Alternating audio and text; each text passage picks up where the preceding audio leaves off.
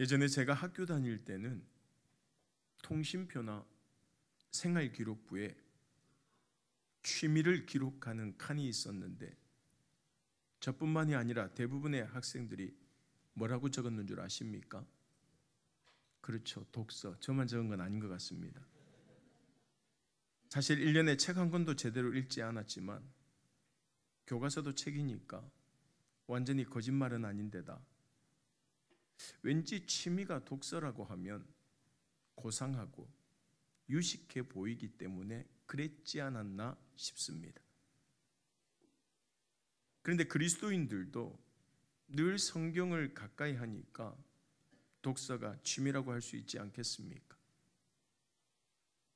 그렇다면 다른 사람들은 어떤 책을 가장 많이 읽을까요? 최근 조사에 의하면 부자 되는 법 또는 자기 관리에 관한 책이 세계적으로 가장 많이 팔리고 있다고 합니다. 그리고 그 다음으로 잘 팔리는 책이 영성에 관한 책인데 안타까운 것은 기독교 관련 서적보다 불교 관련 서적이 훨씬 많이 팔린다고 그래요. 이런 현상을 두고 불교의 영성은 삶의 방식에 대해 이야기하는 반면에 기독교의 영성은 신념에 관해 이야기하고 있기 때문이라고 분석하기도 하는데 여러분들 생각은 어떠십니까? 만약 기독교의 영성이 삶과는 동떨어진 신념에 관한 것으로만 비춰진다면 그것은 기독교를 잘못 이해하고 있거나 기독교가 변질되었기 때문일 수도 있습니다. 초대교회를 한번 보세요. 기독교는 그 자체가 삶으로 드러날 수밖에 없습니다. 사도행전 2장 44절에서 47절 말씀 한번 읽어볼까요? 당시 초대교회의 모습입니다. 같이 읽습니다. 믿는 사람이 다 함께 있어 모든 물건을 서로 통용하고 또 재산과 소유를 팔아 각 사람의 필요를 따라 나눠주며 날마다 마음을 같이하여 성전에 모이기를 힘쓰고 집에서 떡을 떼며 기쁨과 순전한 마음으로 음식을 먹고 하나님을 찬미하며 또 온 백성에게 칭송을 받으니 주께서 구원받는 사람을 날마다 더하게 하시니라. 할렐루야. 여기 보면 마지막 절에 주님께서 구원받는 사람을 날마다 더하게 하셨다고 했는데 결국 성도들의 삶을 통하여서 복음이 믿지 않는 사람들에게 전해졌다는 것이에요. 그러므로 우리 역시 내가 변화된 것을 보고 내가 믿는 예수님을 만나고 싶어 하도록 복음을 나타내는 삶을 살아야 한다는 것입니다. 하지만 오늘날에는 교회는 열심히 말씀을 가르치고 성도들은 열심히 듣고 배우는데 그 말씀이 어디서도 드러나지 않는다는 게 문제예요. 성도들이 듣고 배운 것을 그저 지식으로만 담아두고 실천하지 않는다는 것입니다.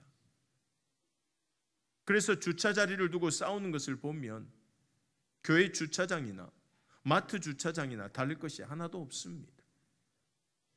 서로 양보하고 배려하고 섬기라는 예수님의 말씀이 교회의 문턱을 넘어서지 못하는 것이에요.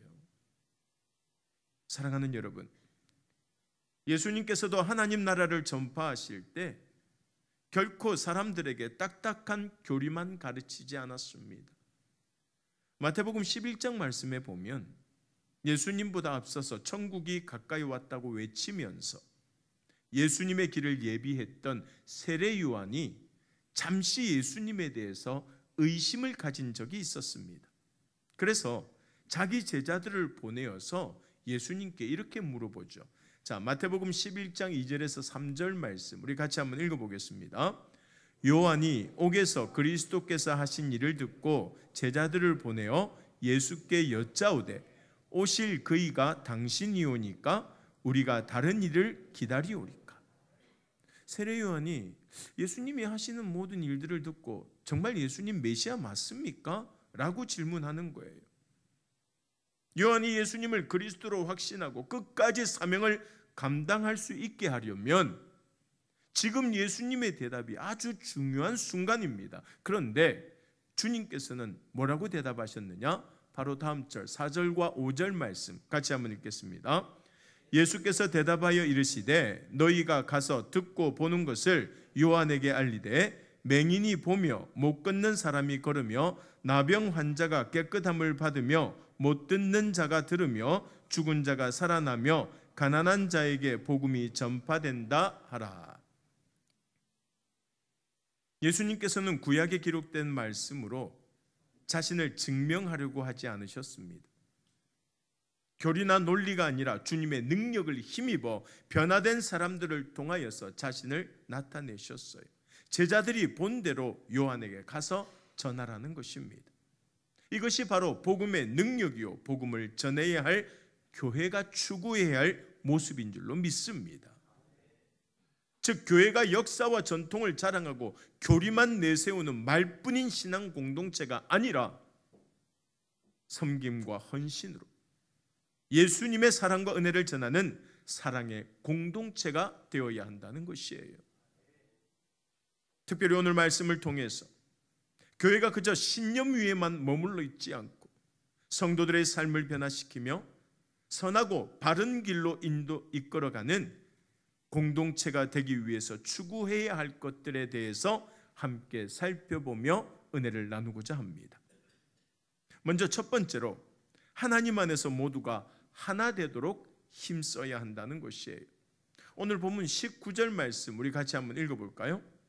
그러므로 이제부터 너희는 외인도 아니요 나그네도 아니요 오직 성도들과 동일한 시민이요 하나님의 권속이라. 당시 에베소 교회는 이방인들과 유대인들이 함께 신앙생활을 하고 있었는데 이방인들은 예수님을 영접하고 교회의 일원이 되었음에도 불구하고 유대인들에게 열등감을 느끼고 있었습니다. 오랫동안 유대인들로부터 무시당하고 천대를 받아왔기 때문이죠. 하지만 바울은 그들도 예수님을 영접하고 하나님의 자녀가 되었으니 더 이상 외인이나 나그네가 아니라 유대인들과 동일한 하나님의 권속이요 하늘나라의 시민이라고 말합니다. 다시 말해서 이방인이든 유대인이든 이제 하나님 안에서 하나가 되었다는 것이에요. 중요한 것은 에베소 교회가 정말로 하나가 되기 위해서는 지금까지 특권의식을 가지고 이방인들을 차별해왔던 유대인들이 인식과 태도를 바꾸고 이방인들과 화합하기 위해서 노력해야 한다는 것입니다. 그렇다면 오늘날의 교회는 어떨까요? 오늘날 교회 안에는 이방인도 없고 나그네도 없고 모두가 공동체의 일원으로서 같은 자격을 누리고 있을까요? 저는 반드시 그렇지는 않다고 생각합니다. 오늘날 교회 안에도 우월의식을 가진 유대인들처럼 대를 이은 가족의 신앙과 자신의 직분을 자랑하면서 다른 성도들을 무시하는 사람들이 있는가 하면 이방인들처럼 교회에 나온 지 얼마 되지도 않고 아는 것도 별로 없다는 생각에 괜히 주눅들어서 소외감을 느끼는 사람들도 분명히 존재하기 때문입니다. 어떤 교회에서는 자신이 교회 창립 멤버라는 이유로 다른 성도들과는 다르다고 생각하는 사람도 있습니다. 말 그대로 특권의식을 가지고 있는 것이죠. 또 그 교회에서 신앙생활을 해온 연수가 오래되었다는 이유로 새로 나온 사람들이 사역하는 것을 못마땅하게 여기는 경우도 있습니다. 교회에 나온 지 얼마나 됐다고, 교회에 대해서 뭘 안다고 벌써부터 나서느냐라는 말이죠. 이런 분위기 속에서 어떻게 새 가족이 정착하고 화합할 수가 있겠습니까? 사랑하는 여러분, 하나님 안에서는 모두가 한 형제 자매요 교회를 이루는 지체가 된다는 사실을 기억하시기 바랍니다. 다시 말해서 모두가 하나님의 자녀요 가족 공동체의 구성원이기 때문에 동등한 자격을 가지고 있다는 것이에요. 교회의 성도가 된 순간부터 아무도 외인이나 나그네가 아니라는 말입니다. 물론 서로 다른 생각과 환경을 가진 사람들이 서로를 이해하고 배려하면서 하나가 되는 것이 말처럼 쉽지는 않습니다. 언제나 이론과 실제는 다르기 때문입니다. 그럼에도 불구하고 서로 사랑하라고 하신 하나님의 말씀을 실천하는 것이 진짜 신앙이요, 그리스도 안에서 진정한 가족 공동체를 이루는 길인 줄로 믿습니다. 에베소서 2장 13절 말씀 우리 같이 한번 읽어볼까요? 이제는 전에 멀리 있던 너희가 그리스도 예수 안에서 그리스도의 피로 가까워졌느니라. 할렐루야. 그리스도의 피로 우리는 한 형제 자매가 되었다는 것이에요. 하나가 되라는 말입니다. 두 번째로 언제나 예수님을 중심으로 하는 공동체가 되어야 돼요. 누구를 중심으로 하는 공동체요? 예수님을. 예수님께서 교회의 기초가 되시기 때문입니다. 오늘 본문 20절 말씀 우리 다시 한번 더 읽어보겠습니다. 너희는 사도들과 선지자들의 터 위에 세우심을 입은 자라 그리스도 예수께서 친히 모퉁이돌이 되셨느니라. 사도 바울은 예수님께서 친히 모퉁이돌이 되셨다고 말씀하고 있어요. 당시의 모퉁이돌은 이 건물을 건축할 때에 바닥과 중심 기둥, 나아가서 건물의 외벽과 벽면을 이어주는 중요한 역할을 했습니다. 즉 건물의 기초를 든든하게 받치고 있는 돌이 바로 모퉁이돌이라는 것이에요. 결국 교회는 엄격한 교리나 목사의 능력이나 성도들의 열심으로 지탱되는 것이 아니라 예수님의 희생과 사랑 위에 서 있는 공동체라는 말이에요. 따라서 교회의 중심은 언제나 예수님이시며 모든 사역은 예수님을 중심으로 이루어지게 되는 것입니다. 무엇보다도 교회를 하나 되게 하는 힘도 오직 예수 그리스도의 피로만 가능하다라는 것이에요. 그래서 에베소서 2장 13절 말씀에도 그런 말씀을 하신 거죠. 우리 다시 한번 더 읽어볼까요? 2장 13절입니다. 이제는 전에 멀리 있던 너희가 그리스도 예수 안에서 그리스도의 피로 가까워졌느니라. 할렐루야. 성도들이 열심히 모여서 교제하는 것만으로는 교회가 하나 되지 못해요. 오직 예수 그리스도의 십자가 보혈을 통해서만 성도들이 가까워지고 화목하여 교회가 하나 된다는 사실을 우리는 반드시 기억해야 할 줄로 믿습니다. 16절 말씀에 뭐라고 이야기합니까? 에베소서 2장 16절 같이 한번 읽습니다. 또 십자가로 이 둘을 한 몸으로 하나님과 화목하게 하려 하심이라. 원수된 것을 십자가로 소멸하시고 예수 그리스도의 피로 하나님과 하나 되게 하여 주시고 우리 모두가 하나 되게 해 주신다라는 겁니다. 사실 오늘날의 교회도 이방인들과 유대인들이 모여 있었던 에베소 교회만큼이나 서로 다른 환경과 직업과 생각을 가진 사람들이 모여 있는 공동체입니다. 그리고 이처럼 다양한 사람들을 하나로 묶어주는 것은 오직 예수 그리스도의 십자가 보혈이라는 것이에요. 예수님의 십자가 사랑만이 각기 다른 환경과 사상이 가진 사람들 간에 일어나는 모든 갈등과 시기와 미움과 차별을 해소하고 하나 되게 한다는 것입니다. 더불어 예수님께서 교회의 모퉁이돌이 되어서 교회를 받쳐주시기 때문에 날이 갈수록 악하고 험한 세상 속에서도 교회가 든든히 서갈 수 있게 되는 것입니다. 그러므로 교회의 주인은 하나님의 말씀을 선포하는 목사도 아니요 헌신하고 봉사하는 성도들도 아니요 오직 교회의 머리가 되시고 모퉁이돌이 되시는 예수 그리스도라는 사실을 잊지 마시기를 바랍니다. 2010년에 돌아가신 옥하는 목사님이 임종을 앞두고 이런 말씀을 자주 하셨다고 그래요. 나는 예수님이 정말 보고 싶다. 나는 빨리 예수님을 만나고 싶다라고 말이죠. 여러분, 옥하는 목사님만큼 많은 성도들의 인정과 존경을 받은 목회자도 흔치 않을 것입니다.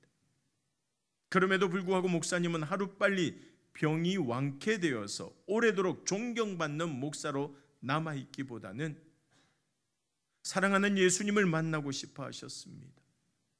일평생 자신의 영광을 위해서가 아니라 오직 예수님을 위해 살아오셨다는 증거가 아니겠습니까? 마찬가지로 우리 역시 오직 주님의 영광을 위해서 예배드리고 헌신하고 봉사하고 전도해야 할 줄로 믿습니다.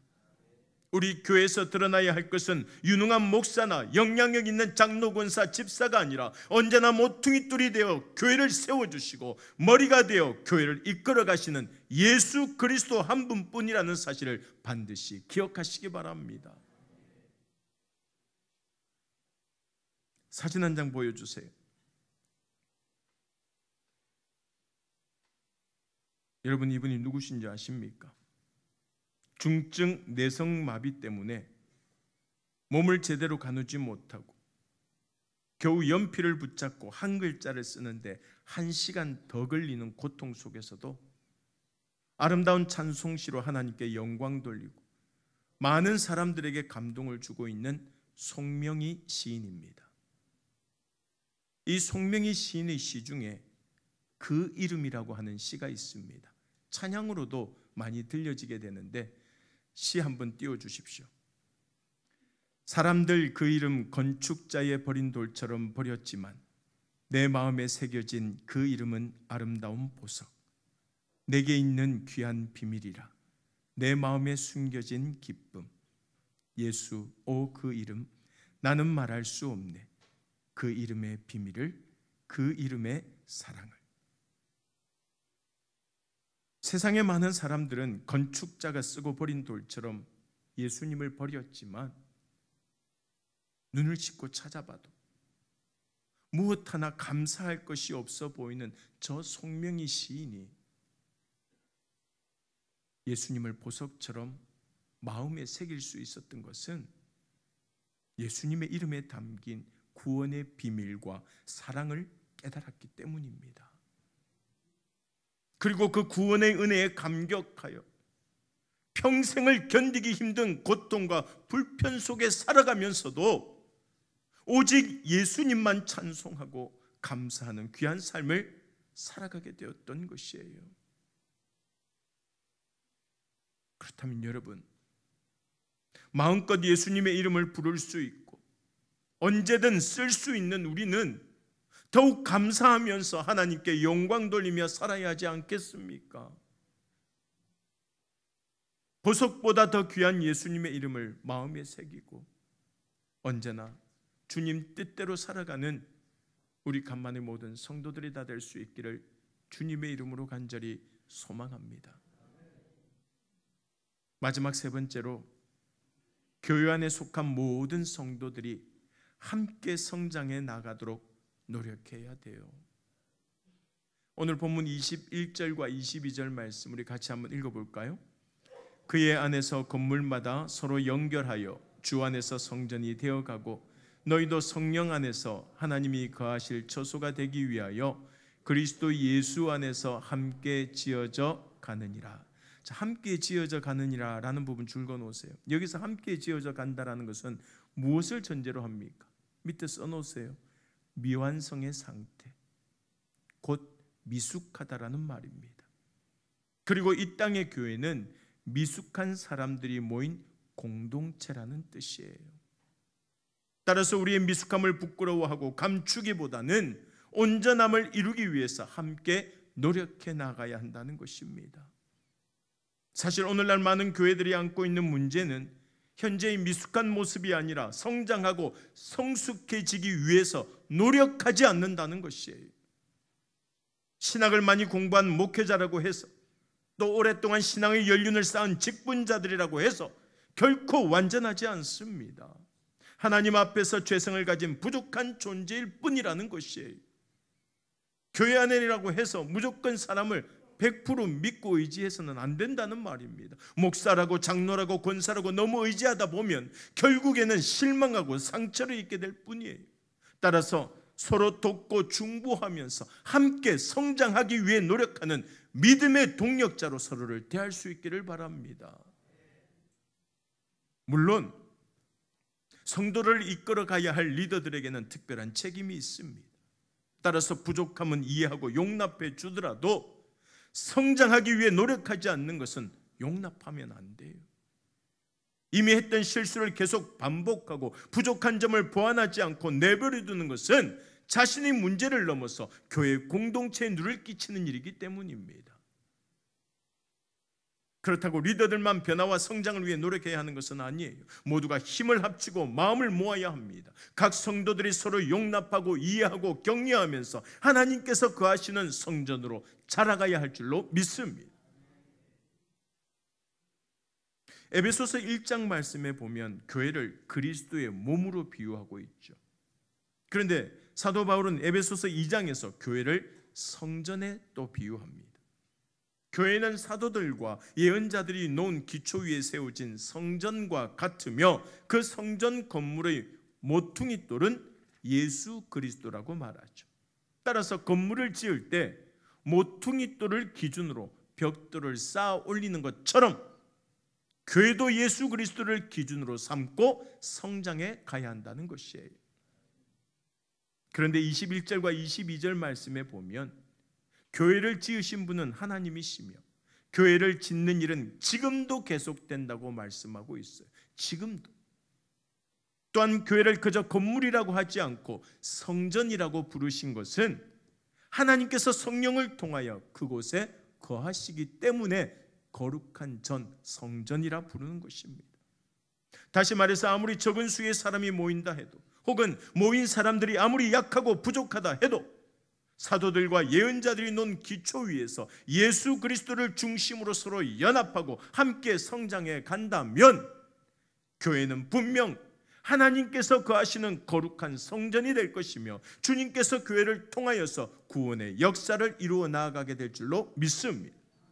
사랑하는 여러분, 교회는 세상의 어떤 화려하고 웅장한 건물로도 대체할 수 없는 거룩한 하나님의 성전이라는 사실을 잊지 마시고 오늘 주신 말씀 꼭 기억하면서 우리 역시 성령 안에서 하나님께서 가실 처소로 거듭나기 위하여 날마다 말씀과 기도를 쉬지 않고 힘써 복음의 사명을 감당하는 하나님의 권속들이 다 될 수 있기를 주님의 이름으로 간절히 소망합니다.